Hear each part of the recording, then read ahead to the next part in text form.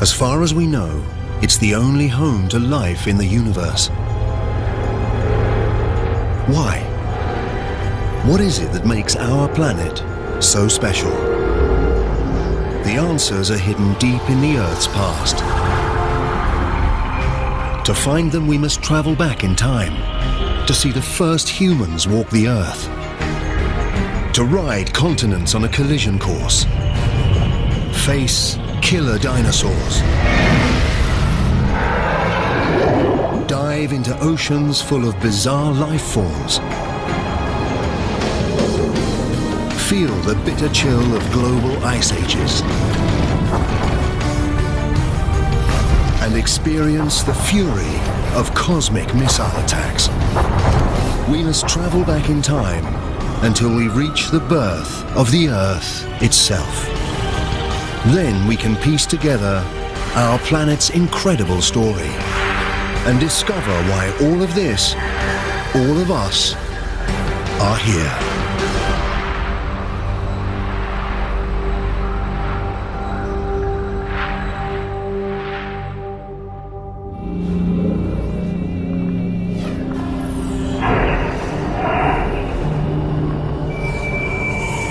Our journey starts almost 5 billion years ago.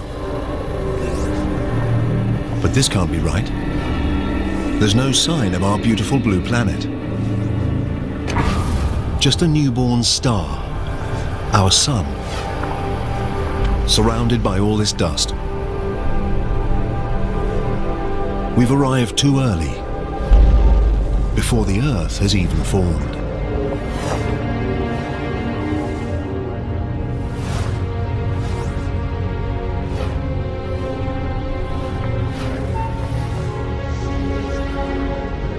Speed up time, and we can see gravity pull the dust into tiny rocks.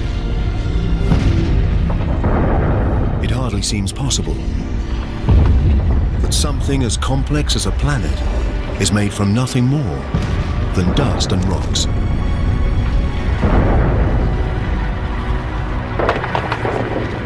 Over millions of years, gravity pulls these rocks together to form the Earth. One of at least 100 planets circling the sun.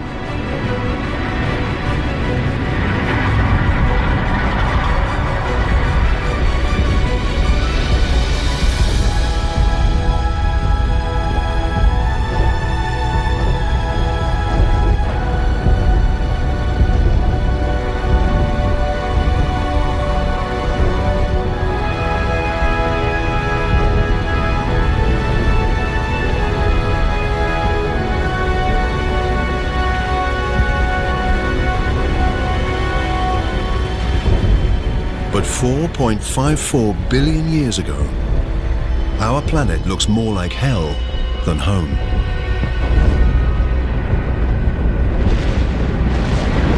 Up close, the temperature is over 1200 degrees Celsius. There's no air, just carbon dioxide, nitrogen, and water vapor. It's so hot, so toxic, that if we got any closer, we'd be incinerated and suffocated in seconds.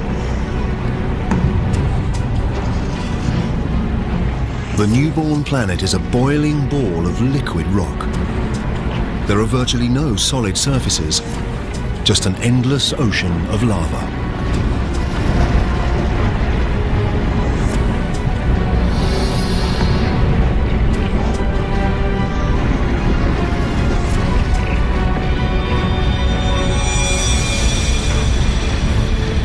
A young planet called Theia is heading straight for us. It's the size of Mars, and it's traveling at nearly 15 kilometers a second, 20 times faster than a bullet.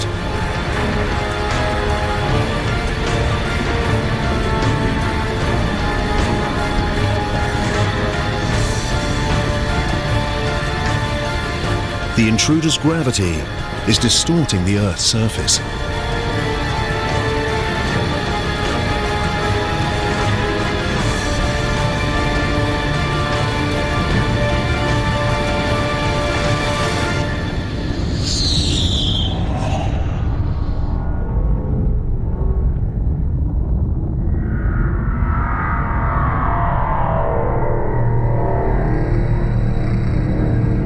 blast wave races out around the planet.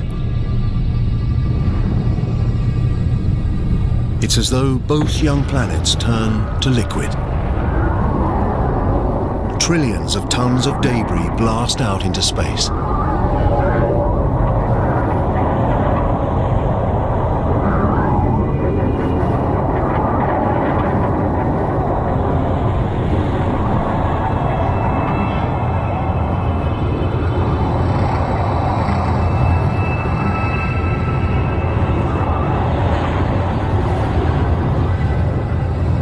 But over the course of just 1,000 years, gravity works its magic and turns the rubble into a ring of red-hot dust and rock that circles the Earth.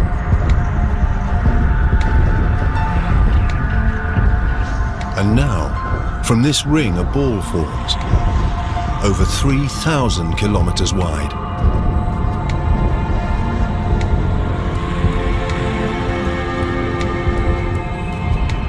We're watching the birth of our moon. It's much closer than the moon we recognize. Just 22,000 kilometers away, instead of about 400,000 kilometers.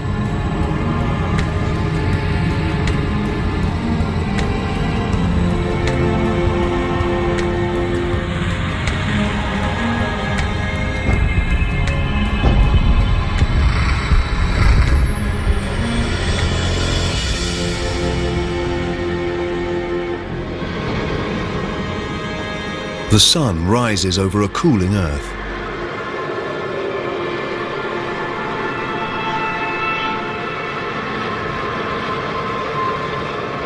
And sets just 3 hours after it rises. The impact has set the Earth spinning so fast that an entire day lasts just 6 hours.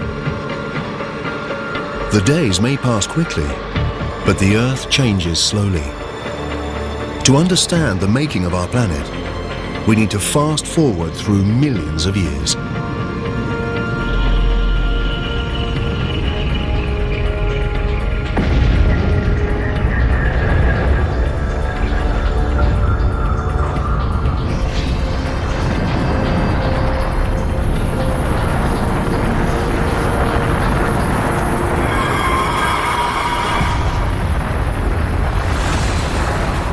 A hail of meteors.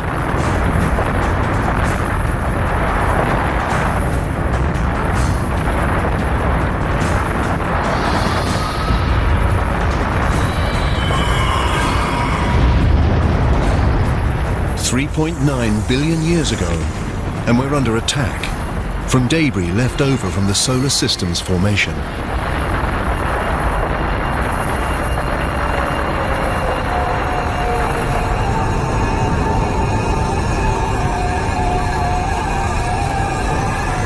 Look at these strange crystals inside the meteors. They look like grains of salt. The same salt you'd put on your French fries. And inside these, minute droplets of water.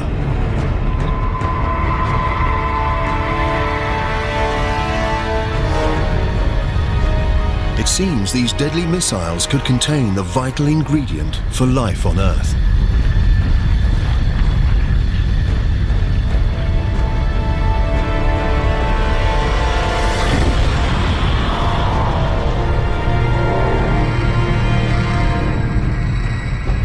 There's only a small amount of water inside each meteorite. But as they bombard the Earth for over 20 million years, pools of water grow. The water collects on solid ground. The Earth's core remains molten, but its surface has cooled to around 70 or 80 degrees, just enough to form a crust. In the future, we could swallow this water when we take a drink. Every sip, every puddle, every drop of water in every ocean is billions of years old. And it may have traveled millions of kilometers to reach us, carried inside a meteor.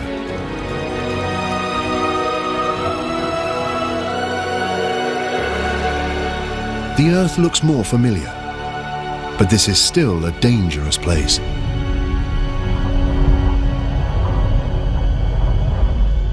This wind is as fast, perhaps faster than the most destructive hurricane.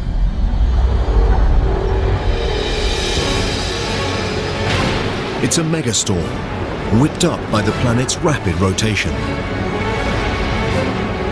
The Moon is so close to Earth that its gravity is overwhelming. It creates huge tides that race across the planet's surface.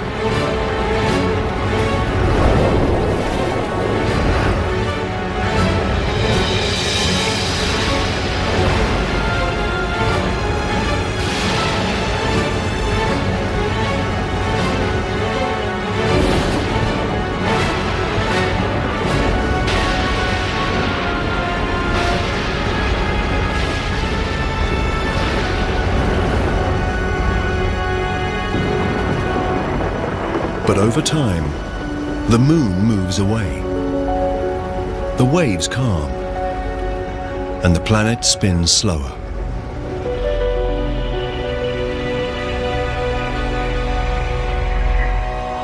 "700 million years after the planet's birth, life-giving water covers its surface. But not just water. There's something else down there. Tiny islands. They seem to have appeared from nowhere.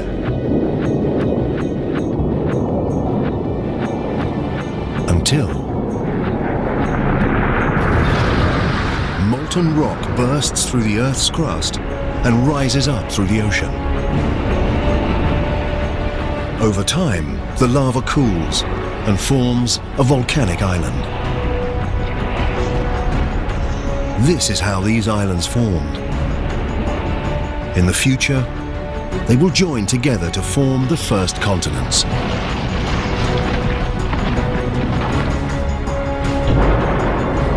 The infant Earth has water and land. It's beginning to look like the planet we call home. But the atmosphere is toxic, and the temperature is scorching. Nothing could live here.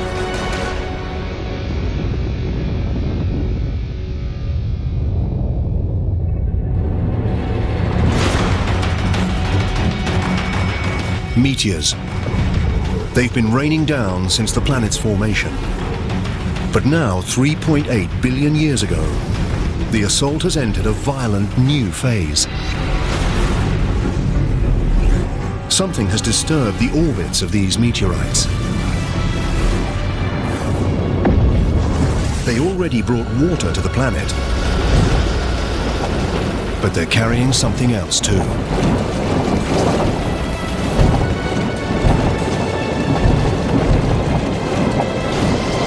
As the meteorites dissolve, they release their minerals and transport carbon and primitive proteins, amino acids, from outer space to the bottom of the ocean.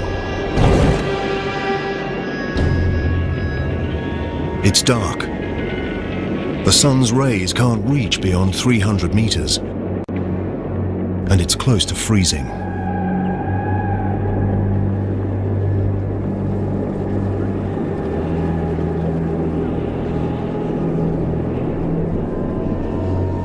This must be a mirage.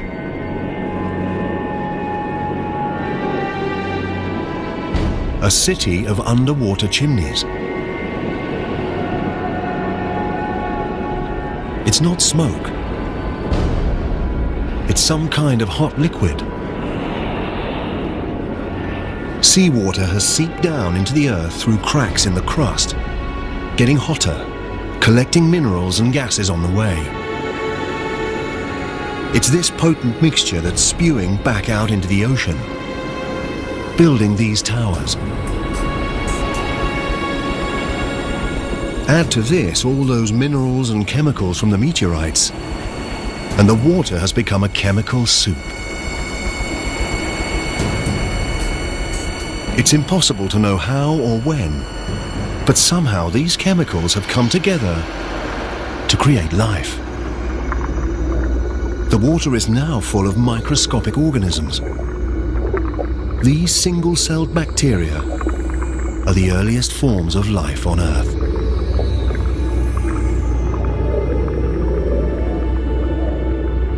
This is a defining moment in the making of the planet. Microscopic life is underway. To find more complex life, we need to travel forwards through time to 3.5 billion years ago and a shallow ocean.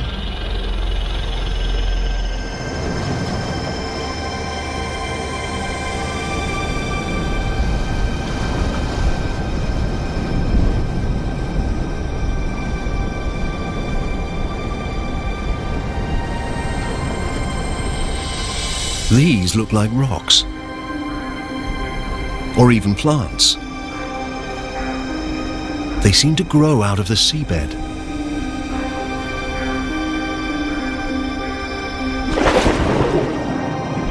Each is a mountain of living bacteria, a colony called a stromatolite.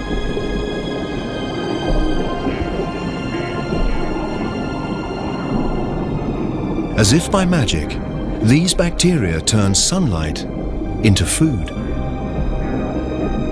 This process, called photosynthesis, uses the power of sunlight to transform carbon dioxide and water into glucose, a simple form of sugar, and similar to the stuff we put in our coffee.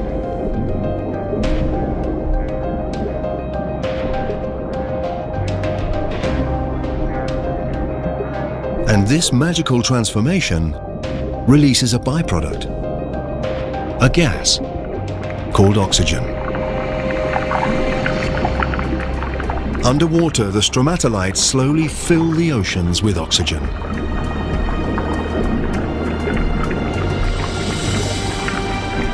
The oxygen turns traces of iron in the water into rust.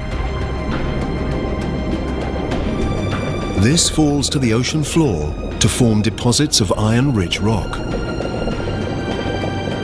One day we'll use this mineral to build bridges, ships, and skyscrapers.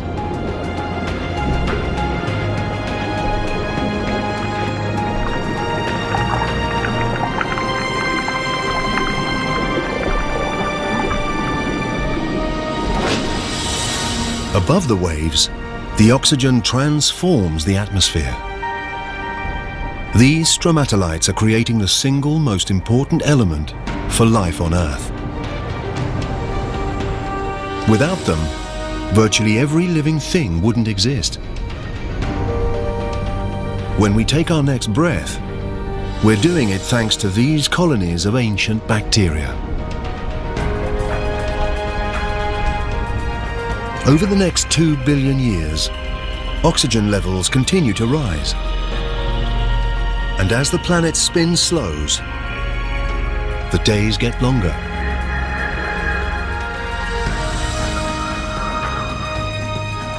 Now they last at least 16 hours. We're discovering it takes a long time to make a planet. 1.5 billion years ago, 3 billion years after the planet's birth, and there's no complex life. No plants, no dinosaurs, no humans. But the Earth has something that no other planet has. A force with the power to change everything.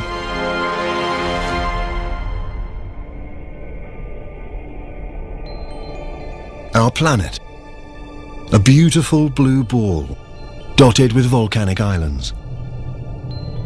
1.5 billion years ago, it's home to primitive life.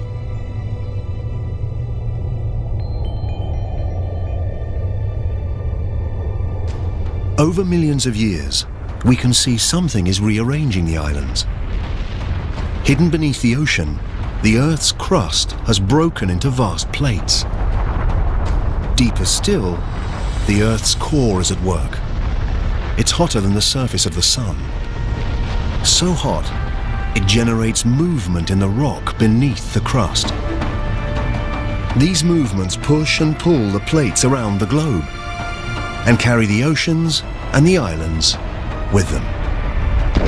Millions of years race by.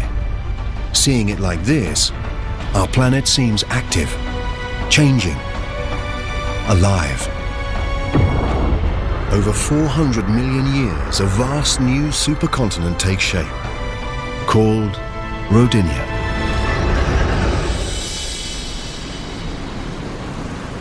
In the shallow waters around Rodinia, stromatolites have been working their magic for over 2 billion years, pumping oxygen into the atmosphere. The temperature is 30 degrees Celsius, and the days are 18 hours long.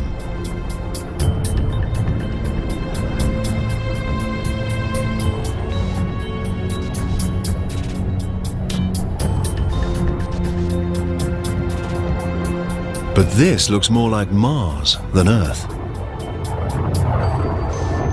To find life here, we need to move on, through time.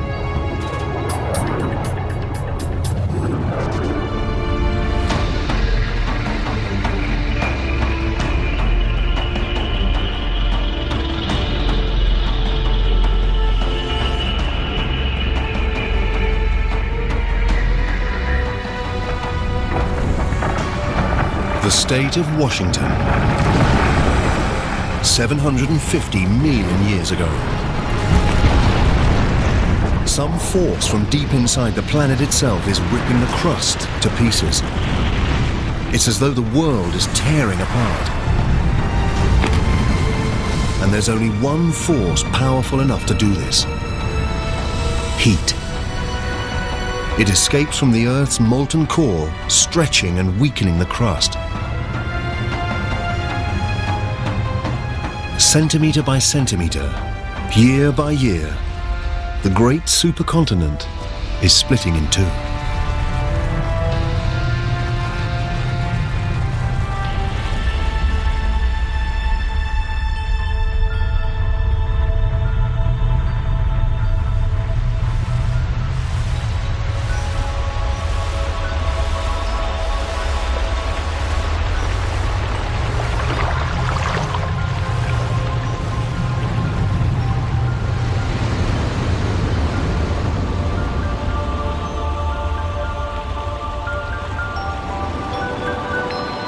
The intense geological activity has spawned a mass of volcanoes.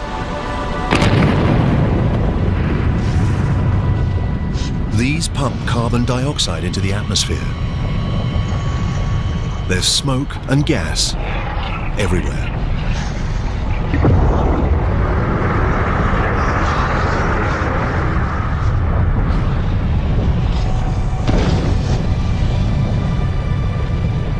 All that carbon dioxide mixes with water to make acid rain. The rocks absorb the acid rain, including its carbon dioxide. And there are a lot of rocks on the Earth right now, exposed when the continent tore apart. So many that vast quantities of carbon dioxide are absorbed out of the atmosphere and locked up in the Earth's rocks.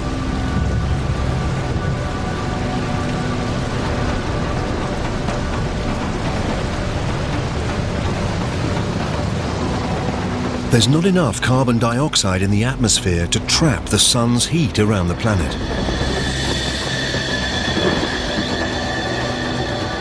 In just a few thousand years, the temperature plummets to around minus 50 degrees.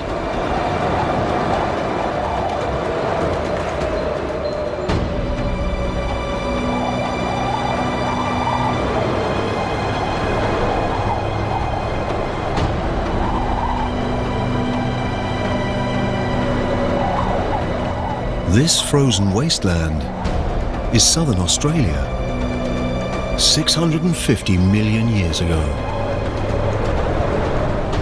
It's the start of what some scientists call Snowball Earth, a period they believe to be the longest, coldest ice age ever to grip the planet. a vast wall of ice, thousands of meters high.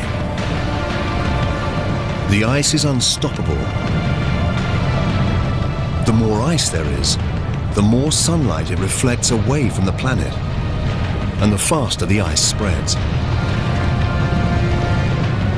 And there's a second ice sheet, just as high. The two sheets spread away from the poles towards each other to meet at the equator.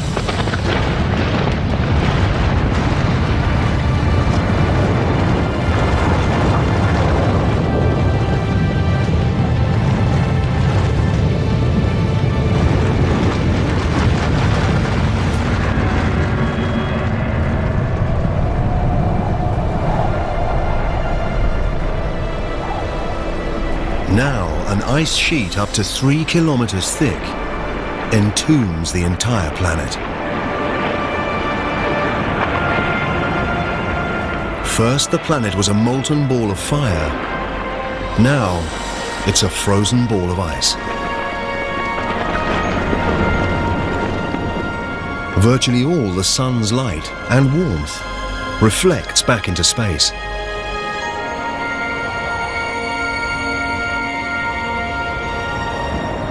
But it can't last forever. Something must release the Earth from this frozen prison. And when it does, who knows whether life will have survived beneath the ice? The surface is frozen, but the core is still hotter than the sun's surface.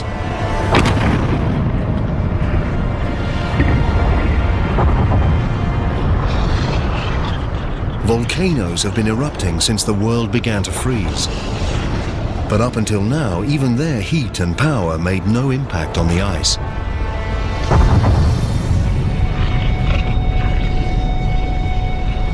Volcanoes pump out billions of tons of carbon dioxide.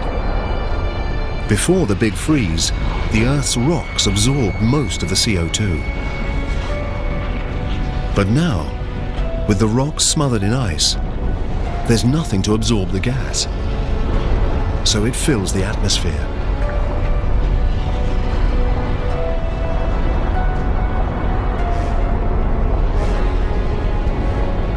Like a blanket, it traps the sun's warmth around the planet. Temperatures rise until now, after 15 million years, the ice begins to melt.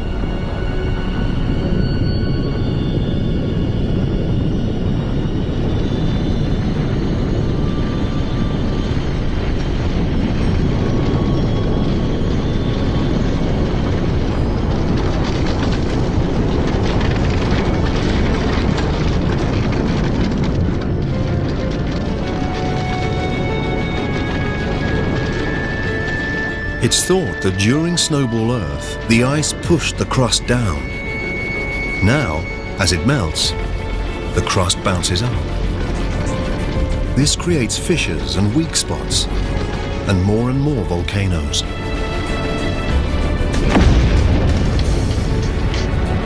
These volcanoes release more carbon dioxide and push the temperature up even higher.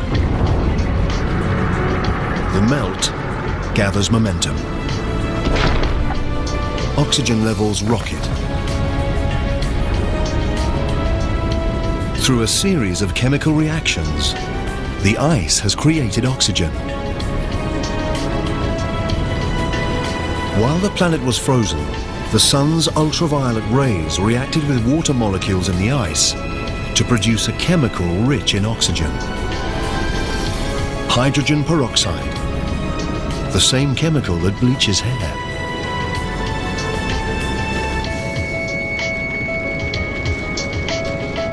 Now, as the ice melts, the hydrogen peroxide breaks down and releases massive amounts of oxygen.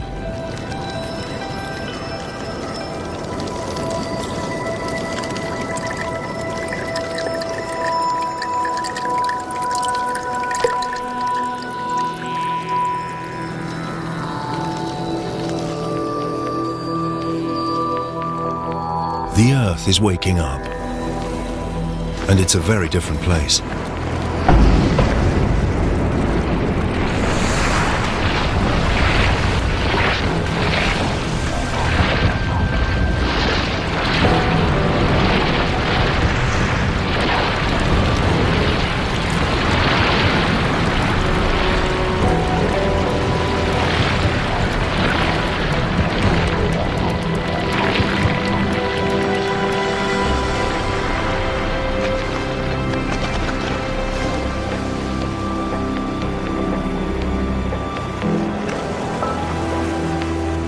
Now, 600 million years ago, the atmosphere is warmer. It feels like a summer's day.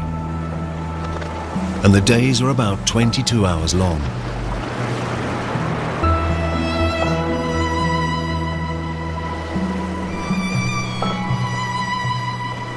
Add all this water, and it's the perfect recipe for life.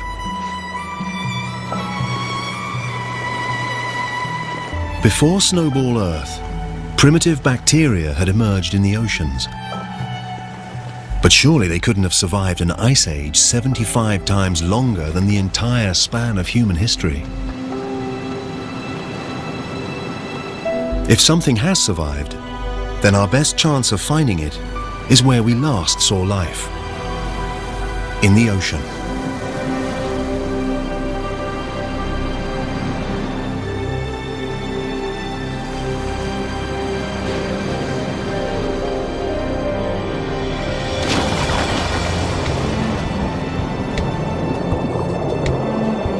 Now, 540 million years ago, in an ocean full of oxygen, those primitive bacteria have evolved. A handful must have clung on through the big freeze. There are plants everywhere.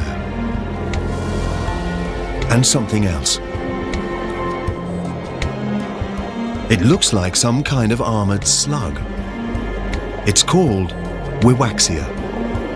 It's one of a new generation of complex multi-celled organisms.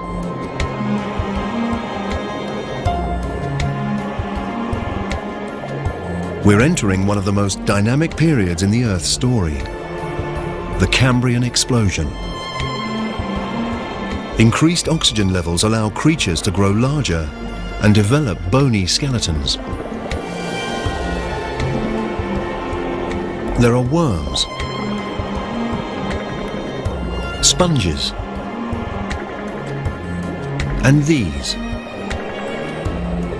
They're trilobites, distant relatives of insects, lobsters, even scorpions.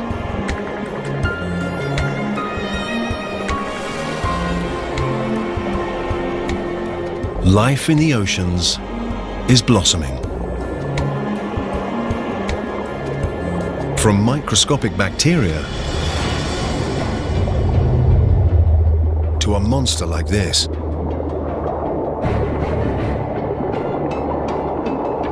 This is Anomalocaris. It's about 60 centimeters long.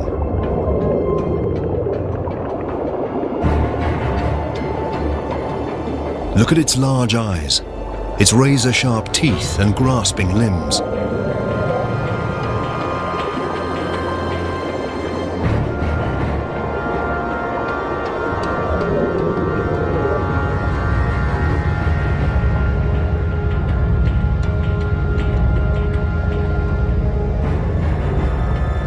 All Anomalocaris has to do is take its pick.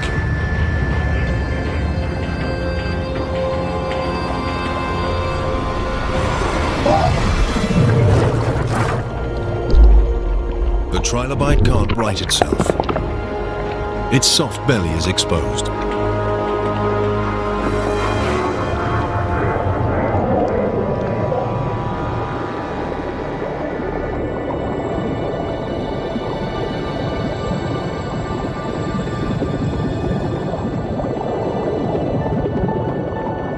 These are Picaia. They're just 5 or so centimeters long, but they've got what may be the first ever spine. Over millions of years, this simple structure will evolve into the spine that keeps us standing erect. And creatures are beginning to take on familiar forms.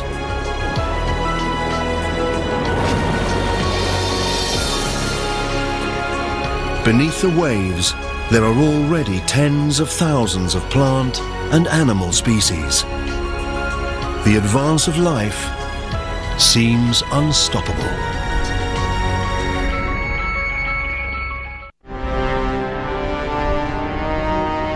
We're looking for life on land.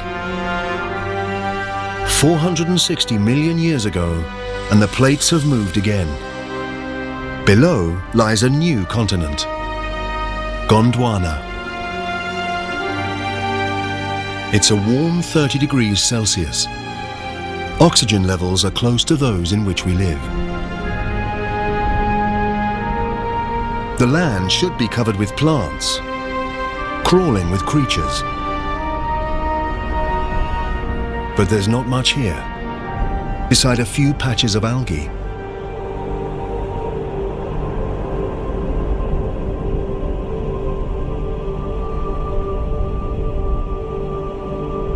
There's only one explanation. The sun. It blasts the surface with deadly radiation. The complex life we've seen in the ocean doesn't stand a chance on land. But 50 kilometers up, where the rays enter the Earth's atmosphere, something strange is happening. When oxygen meets the sun's radiation, the oxygen turns into another kind of gas, called ozone. This gas forms a blanket around the planet. This ozone layer absorbs the lethal radiation.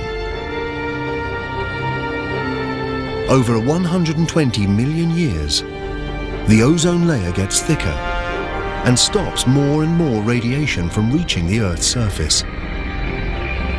Without this layer, life on land simply wouldn't exist.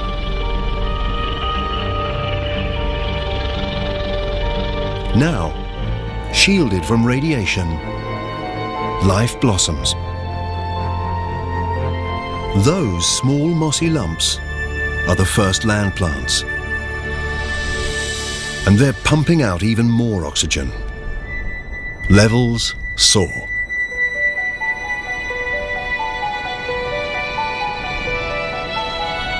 $375 million years ago.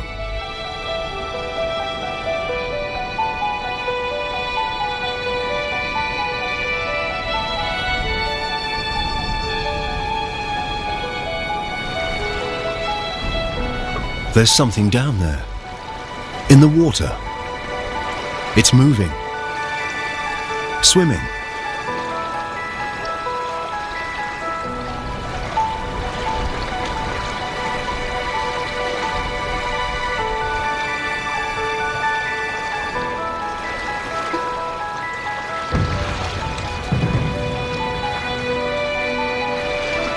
It's a strange fish called a tiktaalik.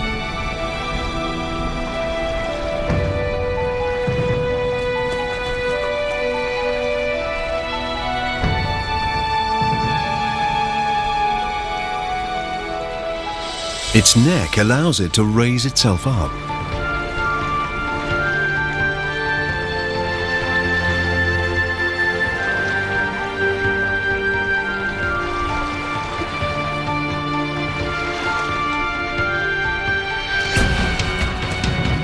It uses its fins as if they're legs.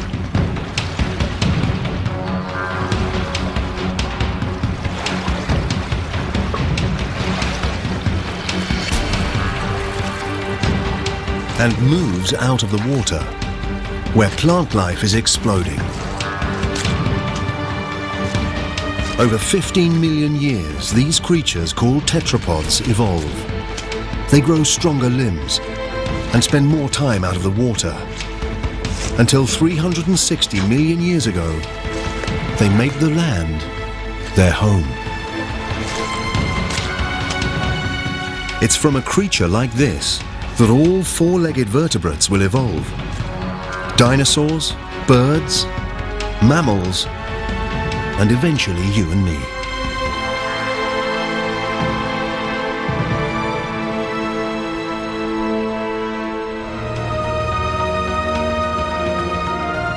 We've come a long way, from a lump of burning rock and dust to a blue-green planet bursting with life.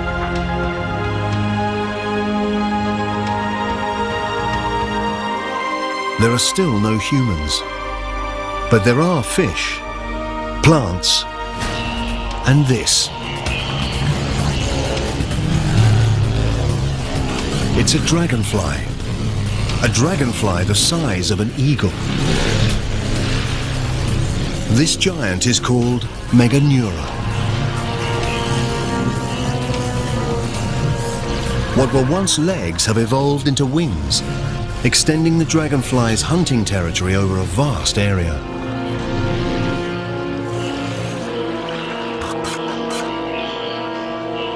There are millipedes, spiders, all sorts of bugs down there. These creatures, called arthropods, were among the very first to set foot on land. They've already been around for hundreds of millions of years. They look almost identical to the bugs that invade our homes today. Except for one big difference. Like Meganeura, they're monsters. We've stumbled into a lost world of giants, where millipedes are 2 meters long, and scorpions the size of wolves. All the oxygen in the atmosphere allows their respiratory systems to be more efficient and frees up space for their bodies to grow. A lizard-like creature called Hylonomus. The creatures we've seen so far laid their eggs in the water.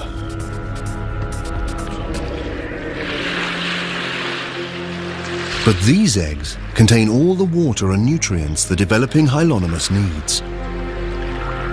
The babies are growing in their own self-contained pond.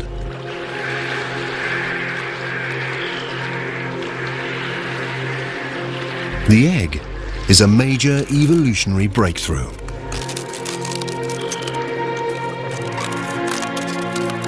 Now animals can leave the water behind and conquer the land.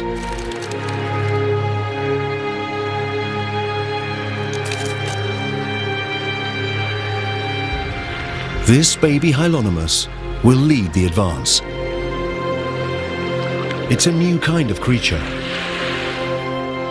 a reptile.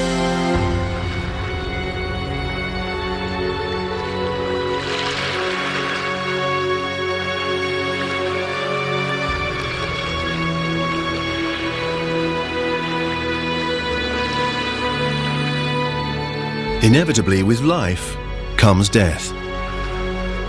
There's so much dead plant matter, it builds up and decays into dense, soggy layers. Over hundreds of millions of years, rocks will cover these layers. Heat from the Earth's core and pressure from the overlying rocks will transform the layers of dead plants into seams of coal. Each lump of coal we burn today to warm our homes and fire our power stations is made of plants that died 300 million years ago.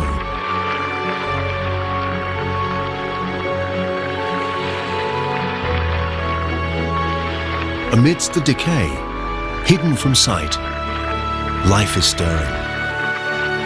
Soon seeds will germinate, plants will grow, and this wasteland will live again. Life seems to have conquered the planet.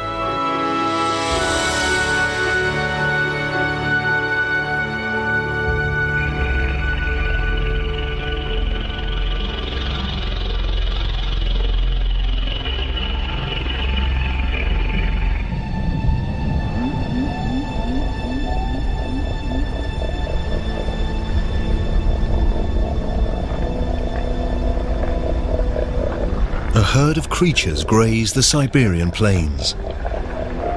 They're not dinosaurs. They won't set foot on Earth for at least another 20 million years. But they're big. Evolution has taken a huge leap forwards. The small lizards we saw earlier are now giant reptiles. These are scutosaurs, the distant relatives of turtles. They're plant eaters, And if the plant eaters look this tough, the carnivores must be seriously mean.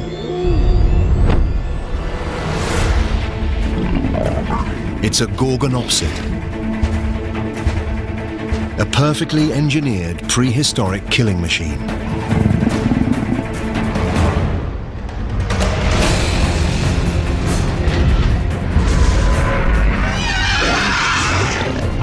The gorgonopsid's saber teeth have wounded the scutosaur.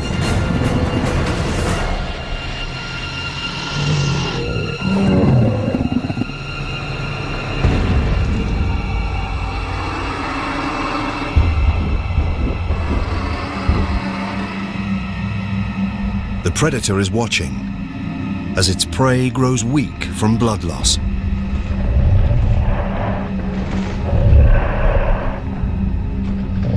Until... hold on. It's backing off. Something strange is happening. The ground is getting hot.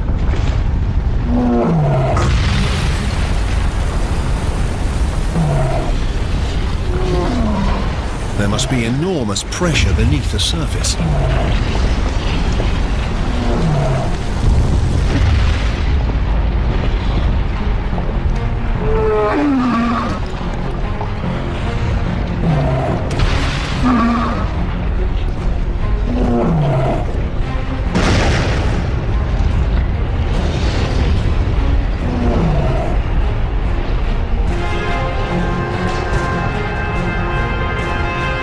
There's lava, but this isn't one single volcano. The entire landscape is erupting. It's a flood basalt eruption. A massive plume of mantle is rising up from deep inside the Earth, pushing molten rock out through fissures in the Earth's crust.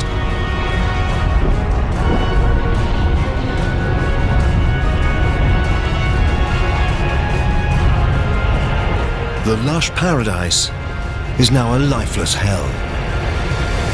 The scutosaurs and the gorgonopsids are dead.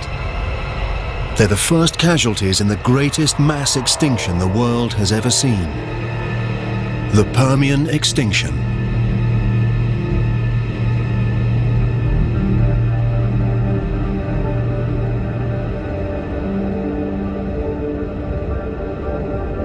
On the other side of the continent of Gondwana, it's as if nothing happened.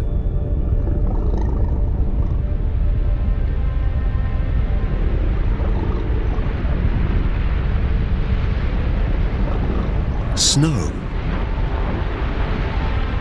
But the temperature is about 20 degrees Celsius.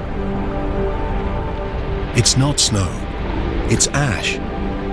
Fallout from the eruption some 16,000 kilometers away.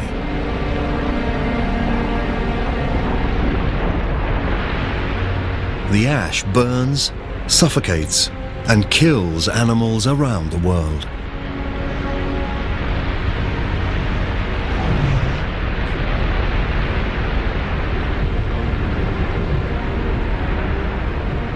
The atmosphere is full of sulfur dioxide from the eruptions. As it rains, the gas turns to sulfuric acid and burns everything it falls on.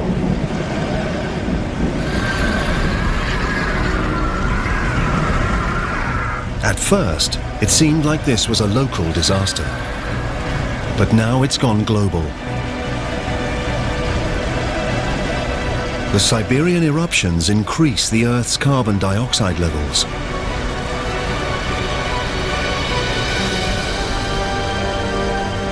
The atmosphere gets hotter. Water evaporates.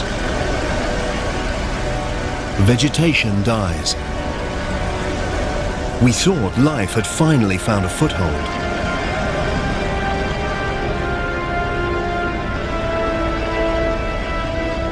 Now it looks like we were wrong.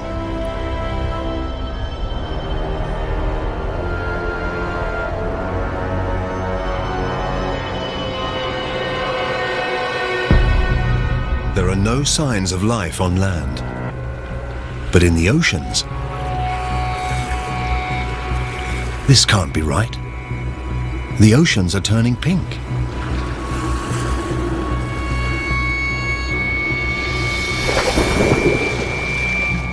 And the plants, the trilobites, the predators, everything's gone. Everything except for this pink algae.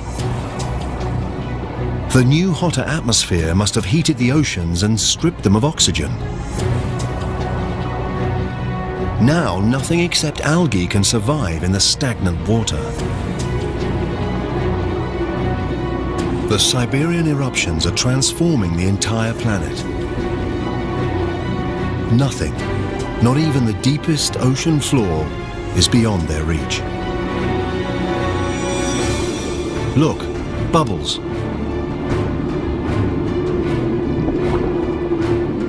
But it's not oxygen, it's methane, escaping from vast pockets of methane gas beneath the seabed. Methane is a greenhouse gas, at least 20 times deadlier than carbon dioxide. Until now, the gas has been frozen, but as the sea temperature rises, the gas begins to melt.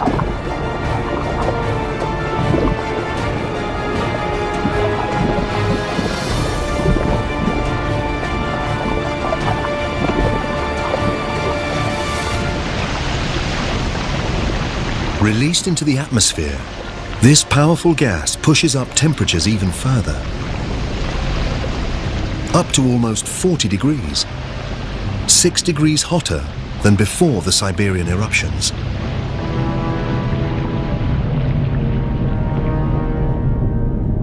Now, even the creatures that have made it this far are doomed. It's 500,000 years since the eruptions first began. And all this time, for 500,000 years, the lava has been pouring out. By now it covers an area the size of the United States, with a layer of molten rock nearly 6 kilometers deep. 250 million years ago, we're back where we started, on a lifeless planet. Almost.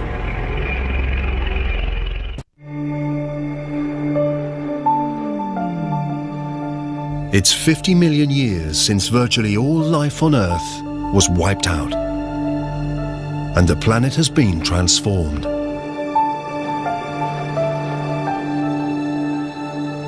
It's now 200 million years ago, and there's just one supercontinent called Pangaea, stretching from pole to pole.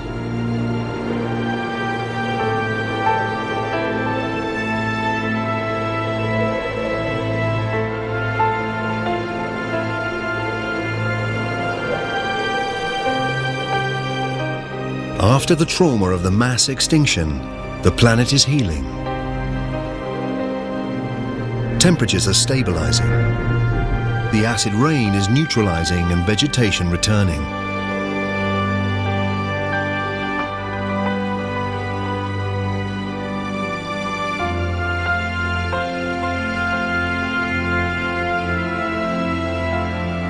And with 95% of all life on Earth wiped out, the field is open for a new species to emerge.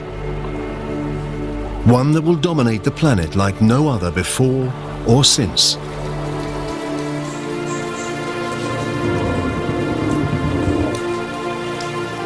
The dinosaurs.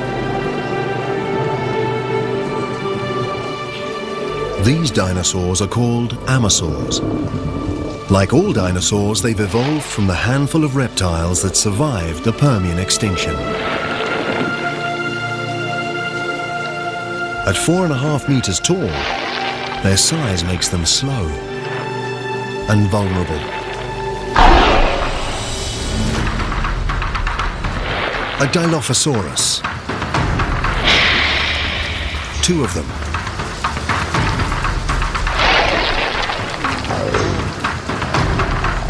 They're small and fast.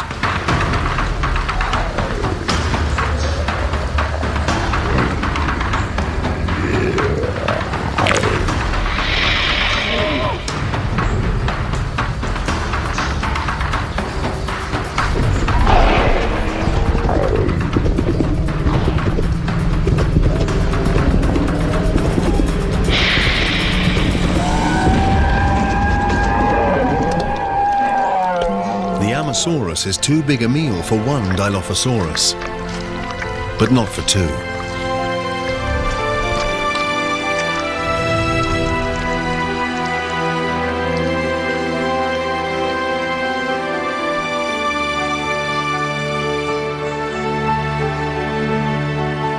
The dinosaurs have repopulated the Earth, but no species can tame this restless, volatile planet.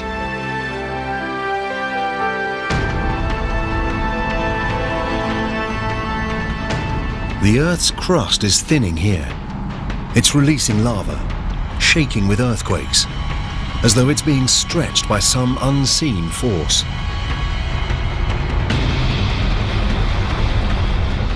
And the same thing is happening all the way down what will be North America's eastern seaboard.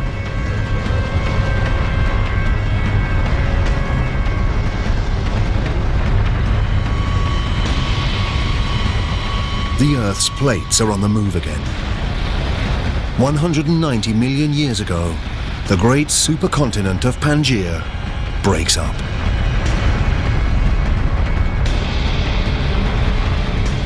A vast slab of land has broken away.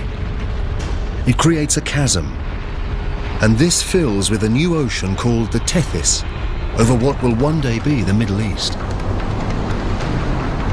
Currents are pushing nutrients up into the coastal waters running along what will be Saudi Arabia, Iraq, and Iran. And the nutrients attract fish in their millions.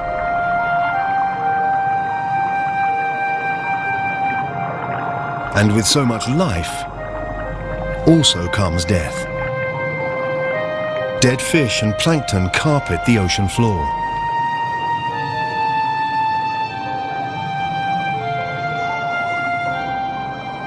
Over the next 10 million years, layers of rock will bury and heat the dead creatures. Ancient fish and plankton will become oil.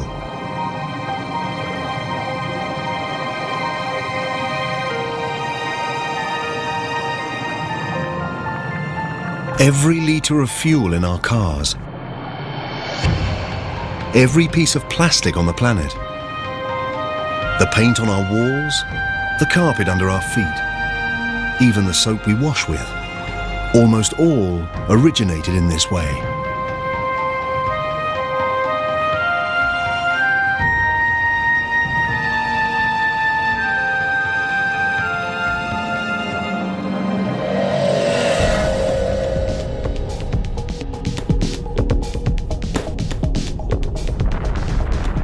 $180 million years ago.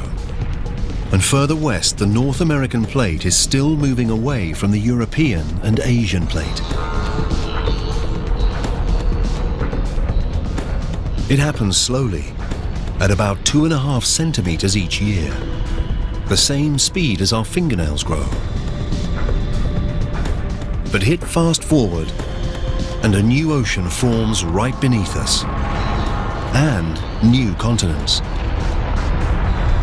Montreal moves away from Marrakesh, New York from West Africa. The world as we know it is taking shape. The chasm between the two continents fills to create a vast ocean, the Atlantic.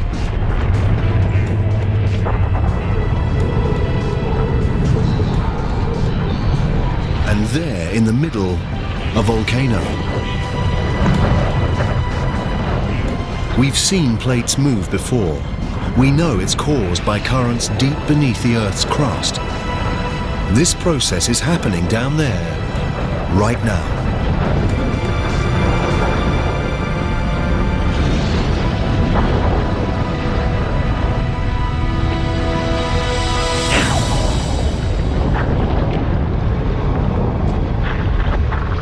The entire sea floor has been torn in two and pushed up into a ridge of mountains and volcanoes.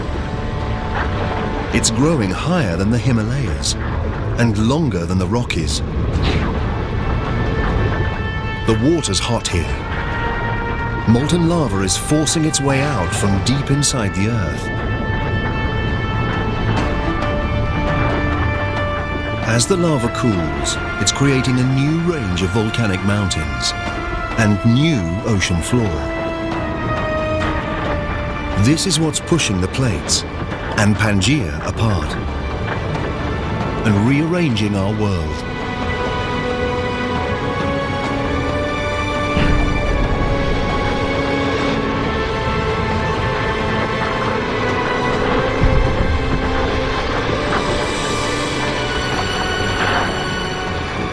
It's this geological activity that makes the Earth restless, creative, unique.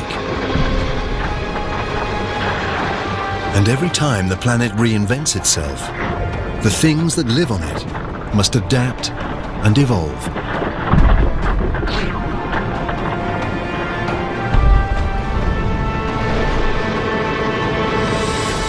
Things like these, they're ichthyosaurs. Their reptile ancestors lived on land, but as the planet changed, so did they. They grew fins and moved into the newly formed Atlantic Ocean.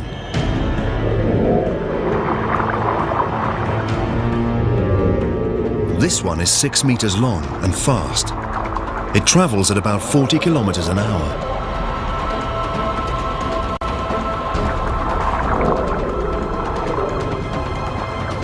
It's the ocean's fastest creature, the most efficient predator, and it's ruled the Earth's oceans for 50 million years.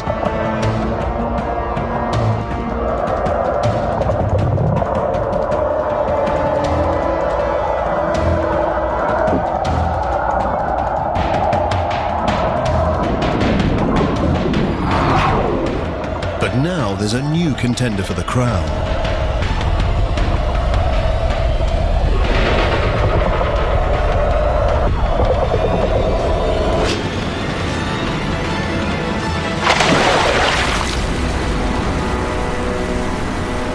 A pliosaur. Longer than a bus, as heavy as a truck. Its jaws are immense, over 8 times more powerful than a great white shark's. And its teeth are 30 centimeters long.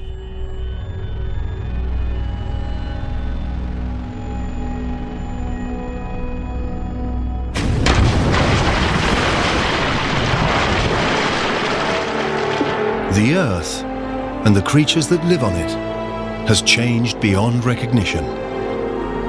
This was once solid ground. Now it's the Atlantic Ocean. It was on this very spot that we stood and watched Amazons graze, and Dilophosaurs stalk their prey. The dinosaurs' world may be different, but they're as dominant as ever. They appear invincible.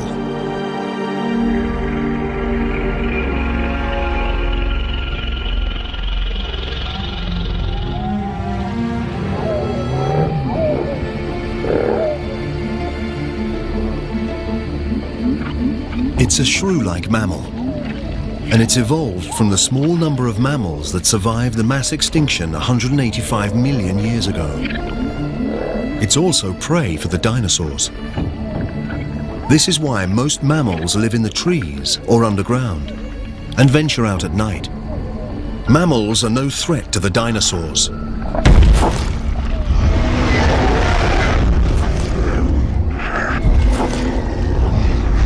Nothing on Earth can challenge their dominance.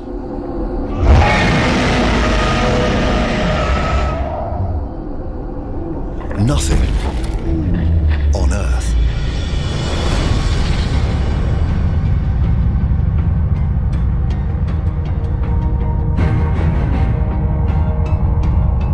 It's a lump of space rock, a large one.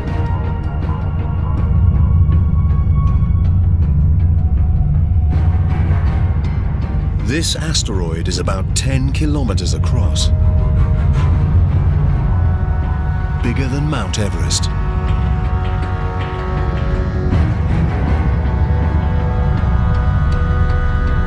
And it's traveling at over 70,000 kilometers an hour, straight towards the Earth.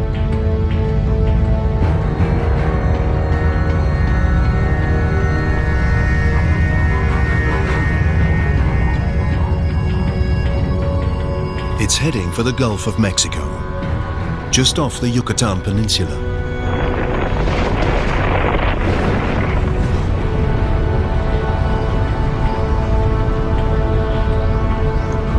It travels so fast, blink and we'd miss the impact, unless we slow down time. It's a split second that will change the world forever.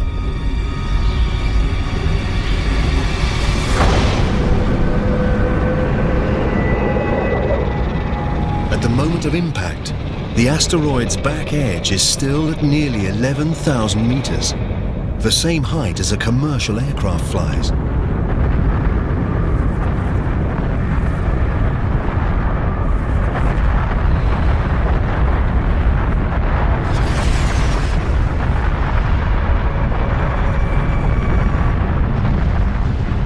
The asteroid strikes with such immense force, it destroys everything it hits.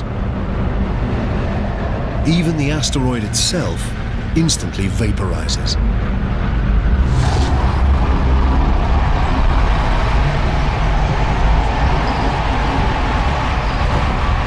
The impact unleashes the energy of millions of nuclear weapons.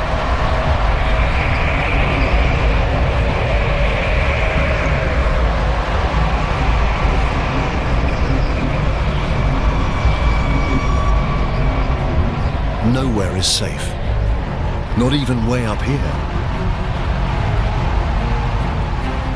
Some of these boulders are as big as entire city blocks.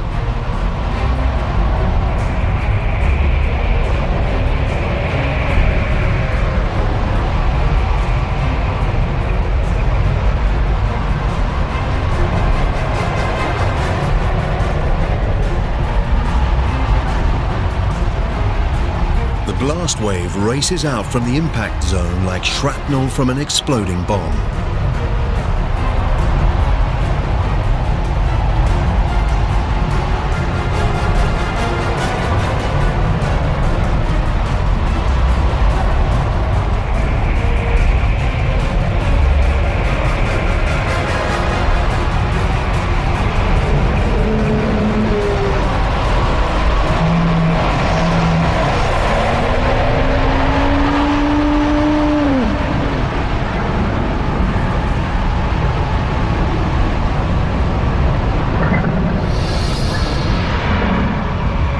After impact, thousands of kilometers from where the asteroid struck, the Earth is under attack from every direction. Boulders rain down.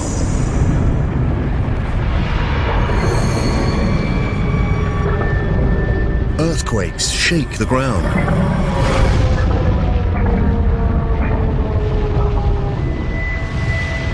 And tsunamis batter the coasts.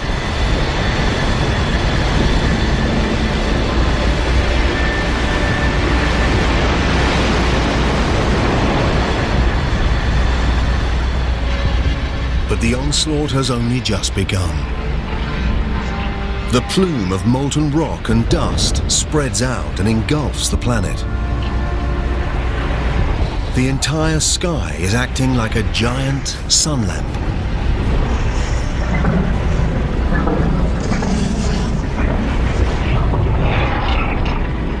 The Earth's surface heats up to 275 degrees.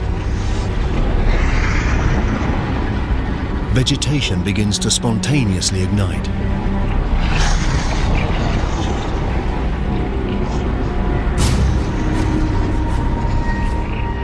Even months after the impact, smoke and ash still block out the sun's rays. With less sunlight, plants die, and the animals that eat them starve. Against this onslaught, it's hard to see how anything can survive. The dinosaurs' 165 million year reign is over.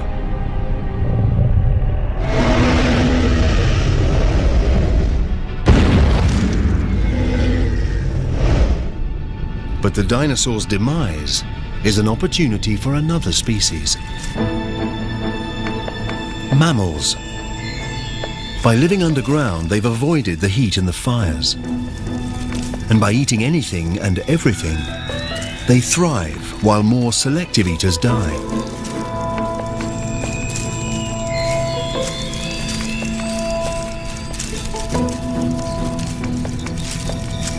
These are the unlikely inheritors of the dinosaur's crown.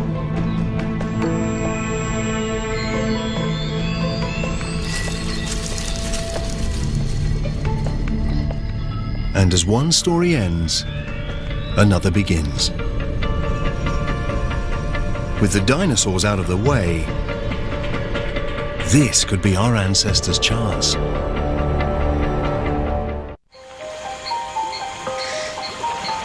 The dinosaurs are long dead.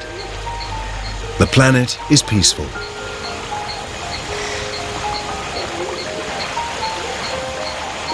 In this new world, our mammal ancestors are evolving.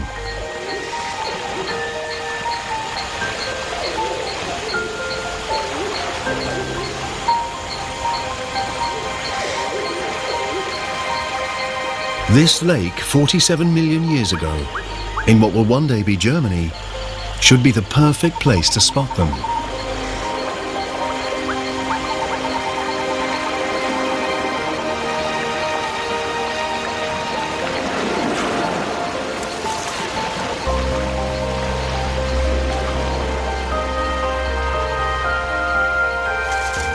This isn't like the mammals we saw earlier. Its eyes and brain are bigger. This is Darwinius massillae, or Ida. She looks nothing like us, but fossil evidence from our own time tells us these creatures could evolve into monkeys, apes, and eventually humans. We're looking back through 47 million years of evolution to what may be one of our earliest known ancestors.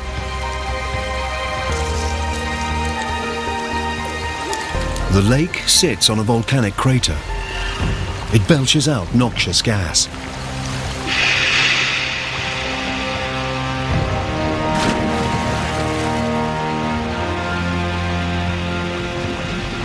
Now the lake that killed her will preserve her in its oxygen-depleted depths.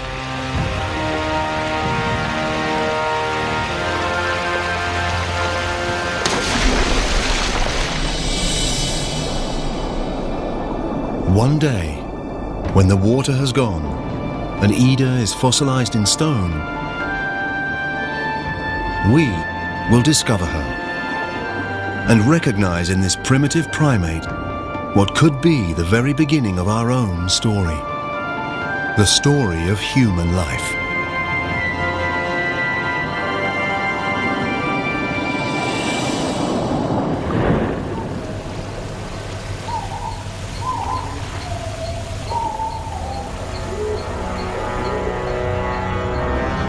We're closer to understanding how everything we've seen, from ocean bacteria, through walking fish, and subterranean rodents, leads to us, and to understanding how our planet was made.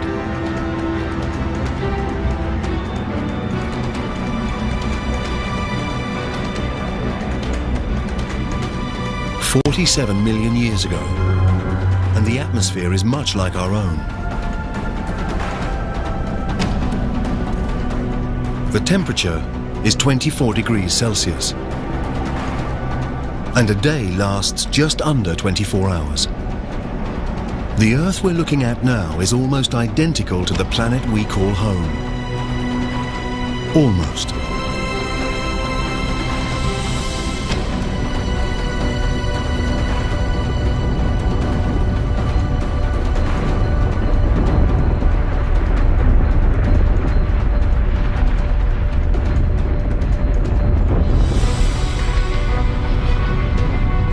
The Earth's plates have been on the move again, with the continents on their backs. India moves north towards Asia.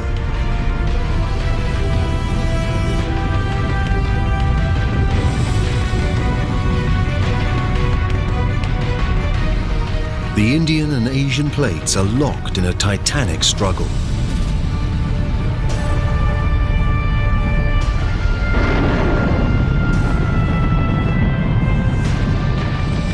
Neither plate is winning.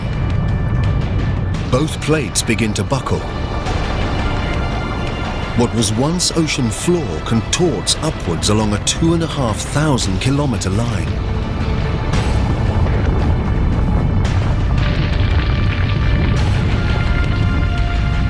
A vast mountain range rises up. 1,500 meters, 4,500 meters.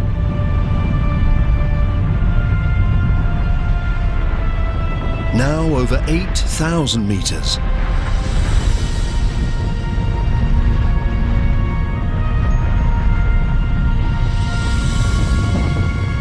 These are the Himalayas.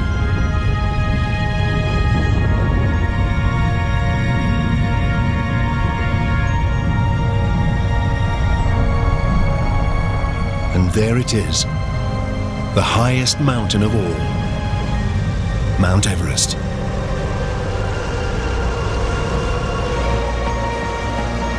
When the snow on the peaks melts, it feeds great rivers. The Ganges, Indus, Yangtze, and Yellow rivers.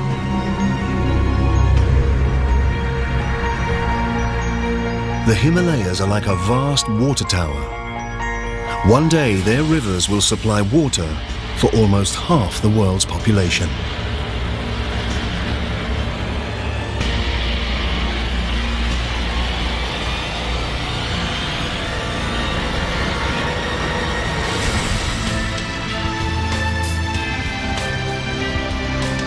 "20 million years ago, this is our planet. With every continent, every ocean, just as we know it. Except there's one thing missing. Us, the human race. For humans to evolve, something somewhere down there has to change.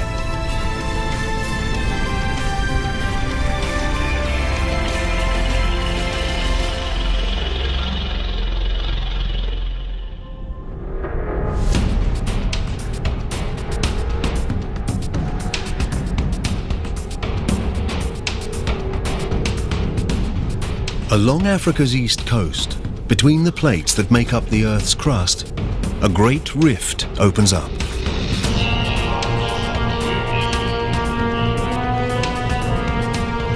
The rift stretches nearly 6,000 kilometers.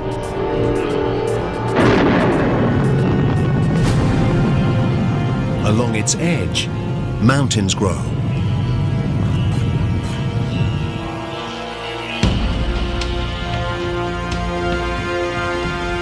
There. It looks like an ape, not a human. It might stay in these trees forever, but its world is changing.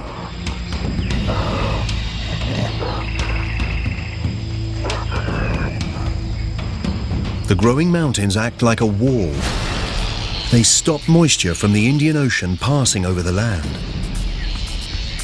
It's getting hotter and drier. The lush rainforest is becoming arid savanna. The new hotter climate destroys the creature's habitat.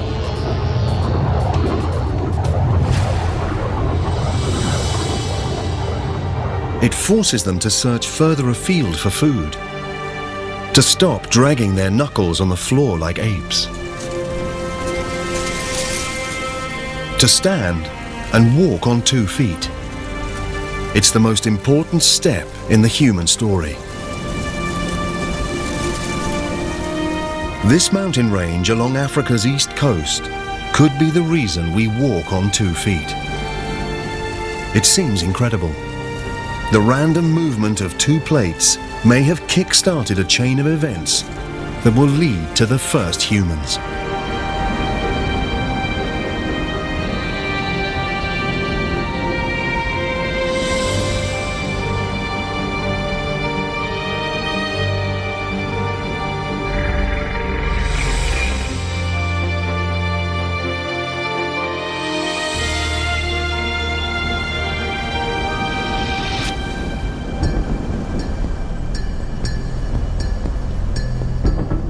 man and child.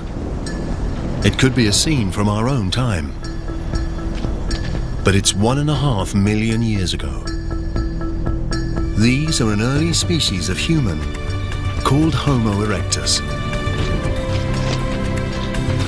And these are the first footprints like our own. Civilizations past and present. Everyone that's ever lived. The greatest inventions, the most brilliant ideas.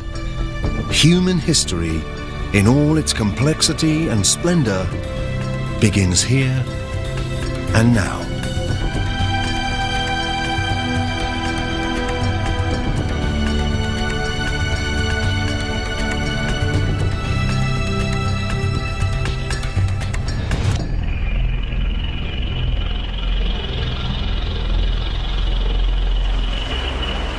The climate changes again. 70,000 years ago, sea levels fall. The gap between Africa and Arabia shrinks down to just 13 kilometers. The Red Sea is narrow and shallow enough for this small group to cross out of Africa. They're another, later species of human called Homo sapiens.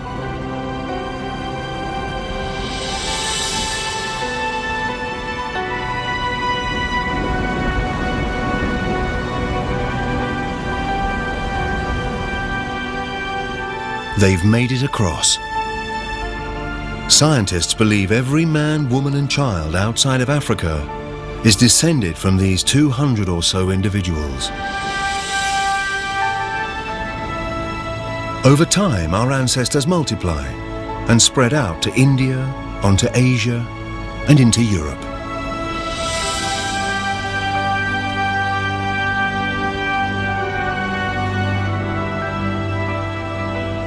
But while humans head north, a giant wall of ice travels south.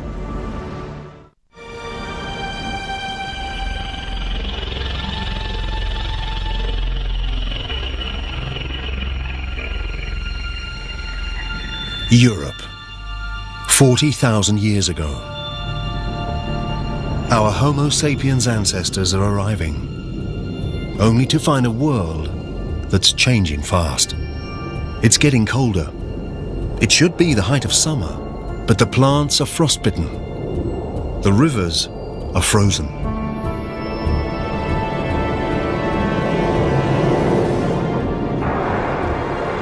Natural changes in the Earth's orbit, CO2 levels, and the flow of warm water around the planet conspire to lower the Earth's temperature.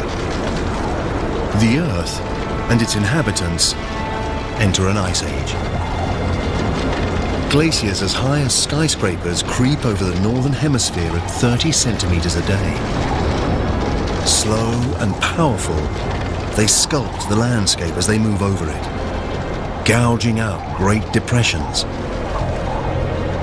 The planet will never look the same again.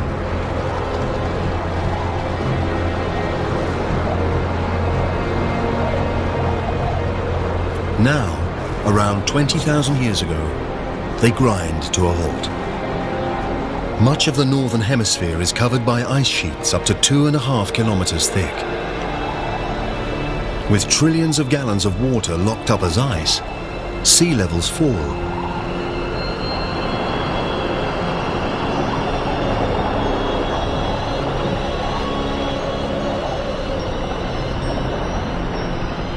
"20,000 years ago, a strip of land emerges from the ocean between Siberia and Alaska. It's a bridge between two vast continents, a gateway that takes humans from Asia to a new world, America. It's the last great continent to be colonized, the last great human migration. And somewhere down there are the first Americans.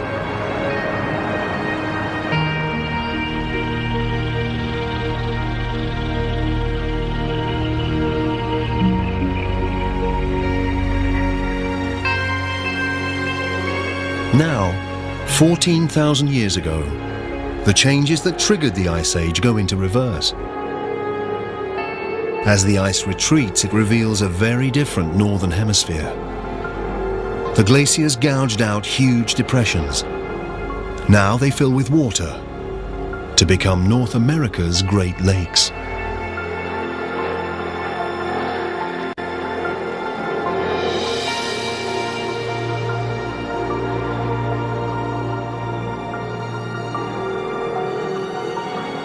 "6,000 years ago, the ice retreats back to the poles, to the Arctic and Antarctic.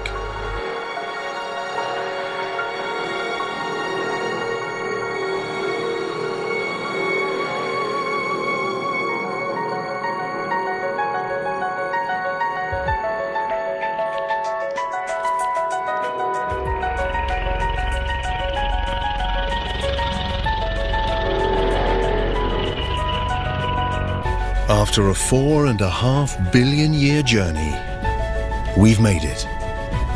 We're back home. This is our world, our time. Now, for the first time, we can piece together our planet's incredible story.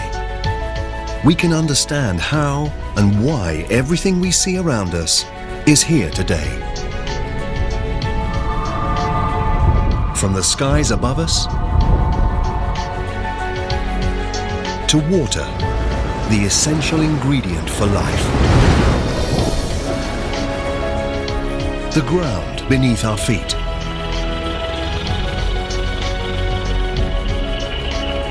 And finally, life. The spectacular result of a chain of catastrophes and coincidences. Each triumph, each disaster is a step on the trail that leads to here. To each and every one of us, right now. But Earth's story doesn't end here. A lot has happened, but there's more to come. The Earth will live for at least another 4.5 billion years. Everything we've seen on our journey is only half the story. Just imagine what wonders, what terrors, what strange creatures lie ahead for our restless, creative planet.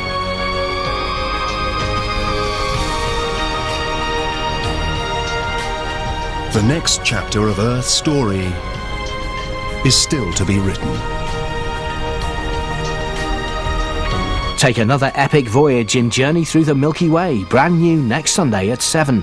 Stay tuned for 2012, The Final Prophecy.